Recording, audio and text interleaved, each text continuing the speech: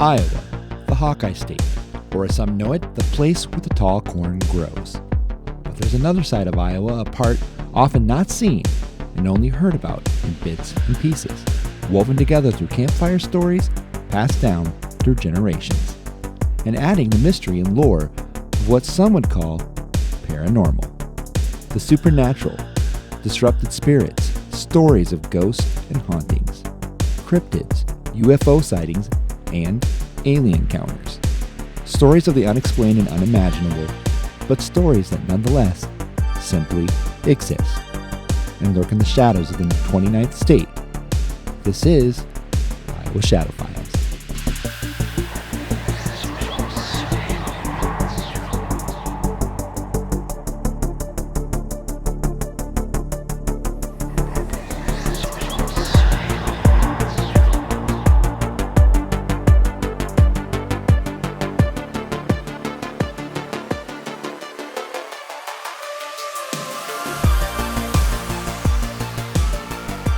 Hello and welcome to Iowa Shadow Files, Season 1, Episode 2. I'm Dan, your host and Iowa paranormal storyteller, and today we dive into the world of cryptids. Most notably, Bigfoot, and specifically, Bigfoot in Iowa. Let's get into it. When you think about Bigfoot, what part of the country do you often think about? For me, it's the upper northwest states in the United States. Most notably Washington, Oregon, and Northern California. But what if I told you there is another hotspot for Sasquatch activity? And instead of the Pacific Northwest, this time it's smack dab right in the middle of the U.S., right in the heartland, and in the state of Iowa. Seems to be the place of wonder for the Bigfoot. In fact, making this home silently over the last 20 years, maybe even 30 or longer. In fact, the Bigfoot Field Research Organization, known under the acronym the BFRO, Iowa has over 76 documented Bigfoot encounters since the 70s, making Iowa one of the top places to see Bigfoot in the entire country. And the part that really gets our attention, it's not just sightings coming from one portion of the state, but the entire state, counting all four corners. Their website is pretty fascinating. If you get the chance to check them out, I'll put that in the description. But what's cool about it is they break down by each state and each county the number of Bigfoot sightings and gives you a full view of where the hotspots are happening in each area and in Iowa. Let's take a closer look. You have Dubuque County with 7 sightings. Not a shocker with the habitat along the Mississippi River for it to live, has the right habitat. Then you have Dallas County with 6, Jefferson and Windshiek with 4, but then all of a sudden you get Humboldt County with 9. We'll get into that more, but the breakdowns on the site go in more detail, and you can read about that in each account, and it's truly fascinating. Because like I said earlier, when you think about Sasquatch and a hotbed of activity, you would not think of Iowa. Let's take a look at some of these cases over a series that I'm going to be calling Bigfoot in Iowa, starting with one of the most famous ones that took place in Ottosen, Iowa, or better known as the Ottosen Bigfoot Sightings of 1978. It's an eye-opening story and well documented by witnesses and stories covered by the Des Moines Register. Several eyewitnesses saw a hairy ape-like creature with fangs and deep-set eyes. They described it as being 5 feet tall, stocky, and with a terrible odor. And as quickly as it was seen, it would disappear. Naturally, in a small town the size of Ottosen, which is around 135 at the time of the incident, you can imagine word spreading like wildfire. And it did. Starting with the story of Anna Dodrell, which came to light from the September 24th, 1975 article in the Des Moines Register by Stephen Krause, who reported that Donna Dodrell was doing her dishes in the kitchen while in a brief moment looking away from the dishes and out the kitchen window by the sink, she saw, as she reported, a set of burning red eyes on a big-nosed, black-faced, hairy-headed creature staring at her through the window. Now, I don't know about you, but right there, if that was me, I'd be done. Have you ever had something happen where you have this sudden moment where you look up and realize that someone or something is staring at you? Freaky. It's like this ultimate jump scare, right? And here's Donna in the kitchen doing the dishes, going about her simple routine with a Bigfoot staring at her through the window. And the Des Moines Register doesn't mix words with its headlines, reading, "Reports of Hairy Beast. Night screams have Iowa town on edge." And the story continues that in that moment, she was so scared that her tongue was literally frozen. 3 minutes passed, she finally screamed, scaring the creature and causing it to flee through the darkness. And Donna said, "It was the first time in my life I couldn't move." Just so happened that very same evening, her brother had also seen the creature, as he thought he saw a big hairy arm reaching out behind the cattle shed, which spooked him enough that he sat at the table with a rifle ready, but knew nothing about the scene unfolding in the kitchen. The Register went on to tell a story of how it might be a Bigfoot, and that reports had been coming in since July about eerie screams, broken fences, stampeded cattle, chewed up cats, mangled rabbits, and a dead dog, whose neck was apparently broken while still chained on a leash. People don't know what, if anything, is loose in the countryside. They don't know if they should lock their doors or laugh, buy weapons, or rein in their imaginations because they don't know many things about what has happened. All they know is that something is different here. And they know many of their children will not walk alone at night until they know more. And to this I say, can you blame them? This is odd in rural Iowa. A hoax?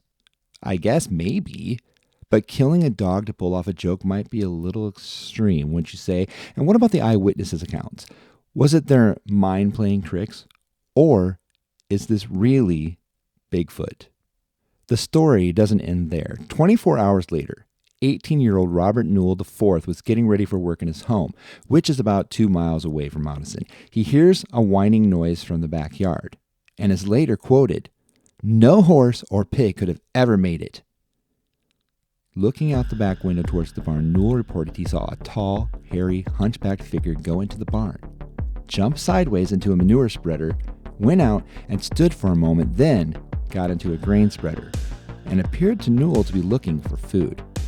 He continued to move around the barn, went about the nearby silo, circled it, and turned and walked through the recently harvested cornfield. Newell went on to describe the creature as 6 foot to 7 foot tall, black hair, and walked fast on its hind legs. In other words, it stood upright on 2 legs.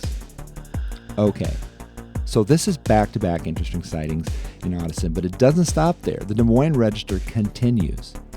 Since mid-July, the Humboldt and Kossuth County Sheriff's offices have received numerous complaints from farmers and residents in Ottosen, West Bend, and Humboldt areas who have seen a large hairy creature or have been awakened by strange screams and an eerie, high-pitched whistle.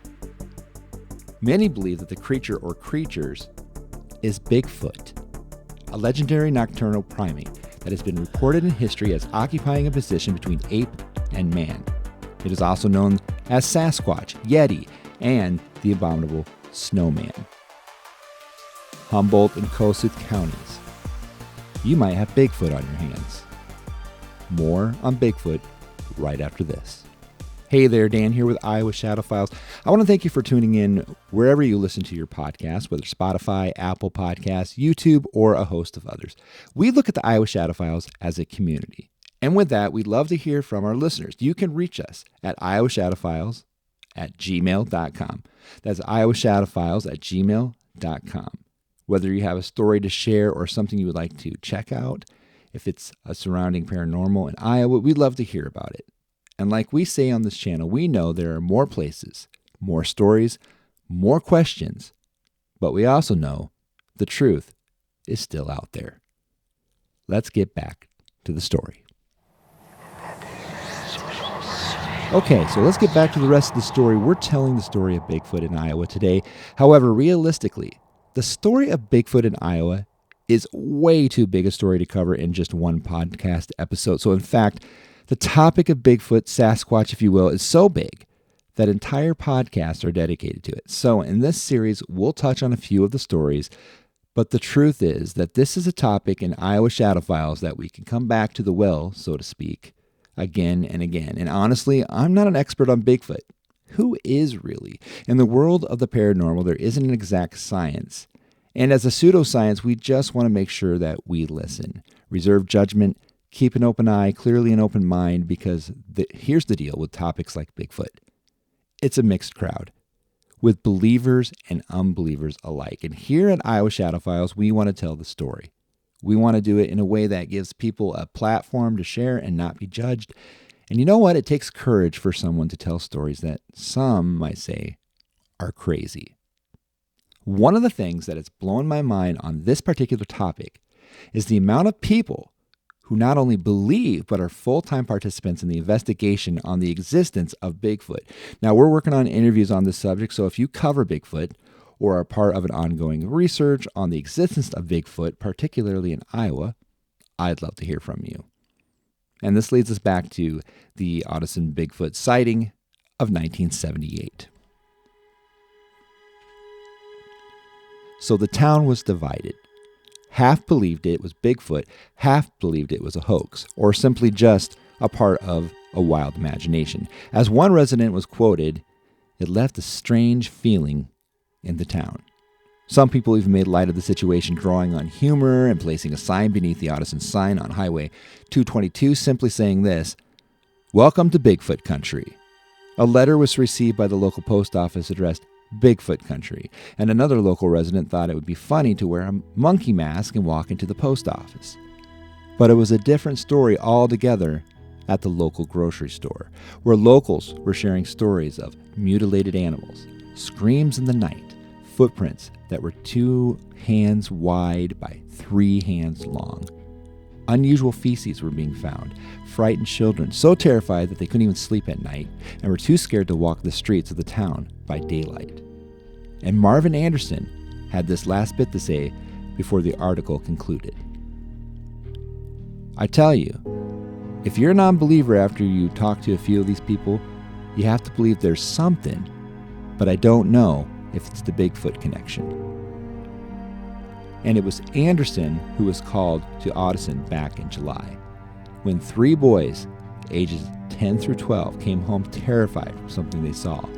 Chasing a cat, they heard a scratching noise coming from the buildings, like something rubbing against something.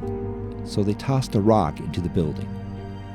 After they tossed it, a face appeared in the window and quickly disappeared. The boys later reported to the sheriff that they saw a big, square, black head with a flat nose and broad shoulders. When the boys took off for home, the creature took off into the cornfield. And this wasn't the first incident. Days earlier, a girl went to visit her grandfather. When she left, leaving through the back door, she heard a noise and found herself face to face with the creature. She screamed, ran back into the house. Meanwhile, it is reported her sister was riding a bike with 2 of her friends and saw a creature standing in front of a vacant building.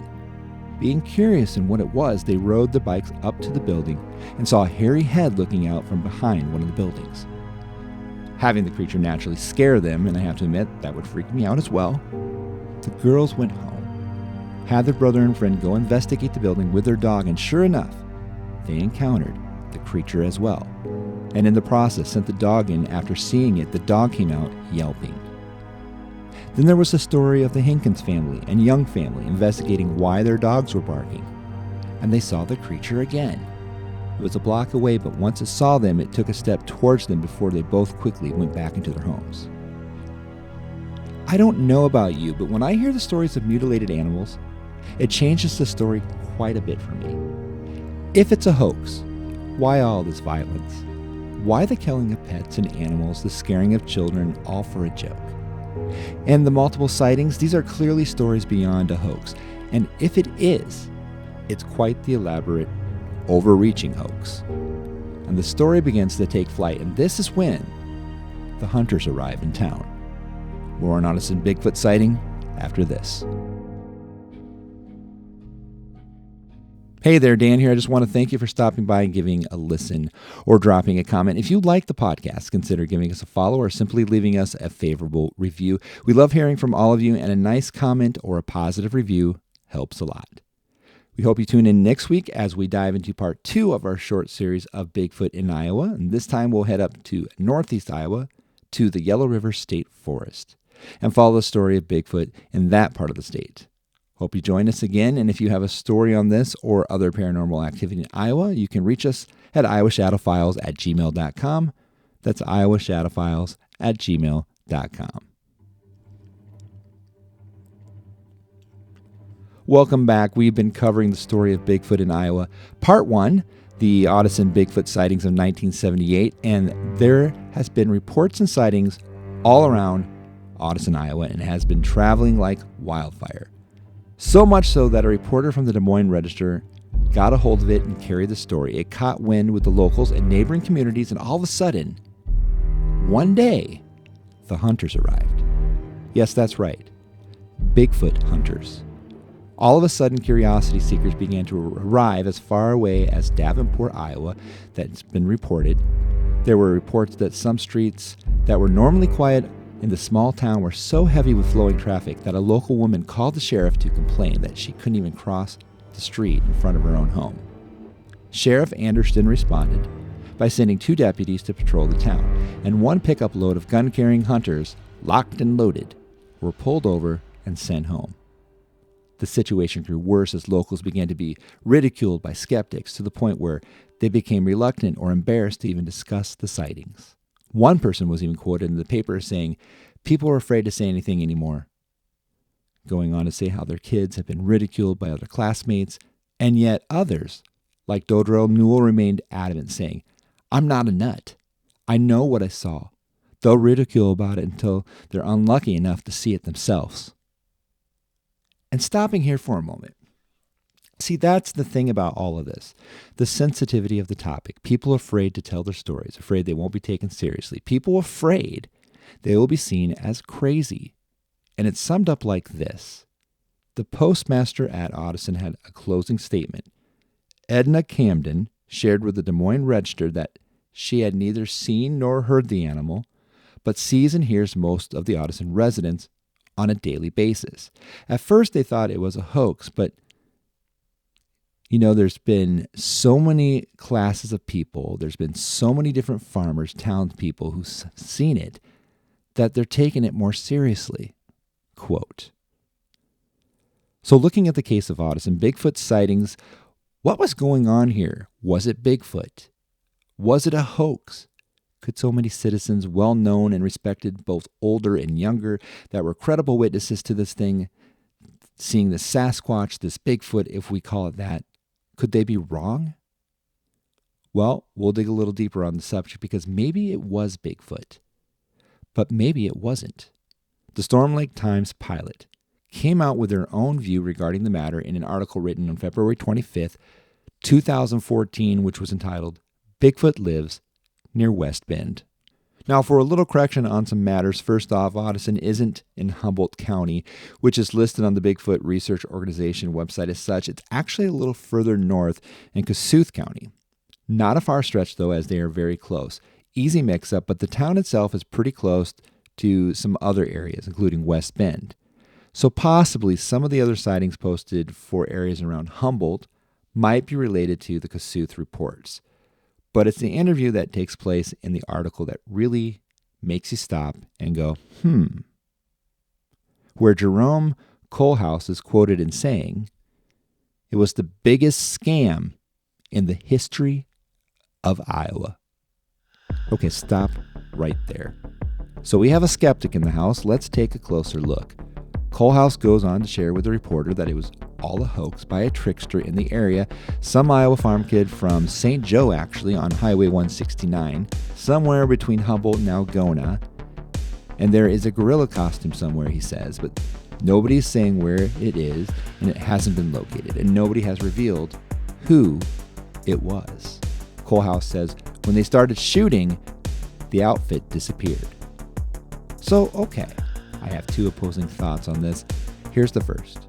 Number 1, it makes sense that if you were playing a prank all over the countryside on many different people and bringing it to the point where people were so freaked out, so terrified that they started hunting you, that you would logically stop and hide the suit before you get yourself killed. Also to the point that you were such a sick person that you went as far as killing dogs and mutilating animals, it makes sense that you stopped, packed away the suit, put it into a deep secret place where nobody would find it and nobody, even nearly 50 years later, would ever spell the name of the guy. Because if this is the case, isn't it time to just reveal the hoax? Unless, and here's thought number two. Number two, that it makes sense that it actually is a Bigfoot. Because just as much evidence for its non-existence exists as much as the evidence for its existence. Who's the prankster? Where is the suit? And was it worth 50 years of making people feel embarrassed for their stories, making people feel like they were nuts, crazy, made fun of? Unless, of course, that is another way for people to deal with their unbelief. So, what says you? What do you think? Do we have a Bigfoot living around Humboldt and Kossuth counties? I love to know your thoughts on this. So listen up. If you have some stories on this, you have some information, would like to reveal some things, and just get it out in the open, I'd love to talk with you and get your side of the story. Simply reach out to our email, iowashadowfiles@gmail.com. That's iowashadowfiles@gmail.com. Because you know what? We know there are more places, more stories, more questions. But we also know the truth is still out there. This is Iowa Shadow Files.